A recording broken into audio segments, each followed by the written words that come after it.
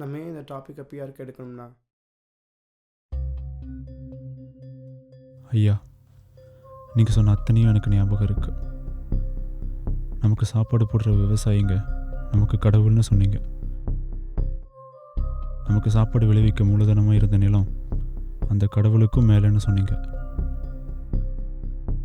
மலைத்துளி ஒன்று நம்ம மேலே படும்போது இருந்த சந்தோஷம் இப்போ இல்லாமல் போயிடுச்சு. மலை மாதிரி அறுவடை பண்ண பயிரெல்லாம் இப்போ மலை மாதிரி இல்லாமல் போயிடுச்சு. தனக்கு மிஞ்சினது தான் தானம்னு சொல்லுவாங்க. ஆனால் இல்லாதவங்களுக்கு கொடுத்ததுக்கப்புறம் இருக்க மீதி தான் நமக்குன்னு சொன்னீங்க. என்கிட்ட இருந்த எல்லாத்தையும் நான் கொடுத்துட்டேன். இப்போ கொடுக்க இருக்கிறது ஒன்றே ஒன்று தான்.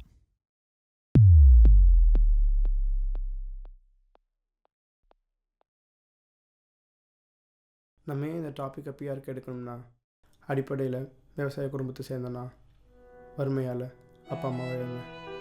எங்கே போகிறதுன்னு திக்கு திசை தெரியாமல் வாழ்க்கையோட விளிம்புக்கு தள்ளப்பட்டேன். ஆனால் அங்கேருந்து என்னை மீட்டு கொண்டு வந்தது எங்கள் சமுத்திர ஐயா தான்.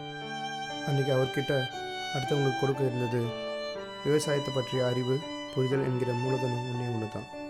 அதை முடிந்த வரைக்கும் இளைய சமூகத்திற்கு கொடுக்கணும்னு பாடுபட்டார். அவரோட உள்ளுணர்வில் எங்களையும் இணைத்து கொண்டார்.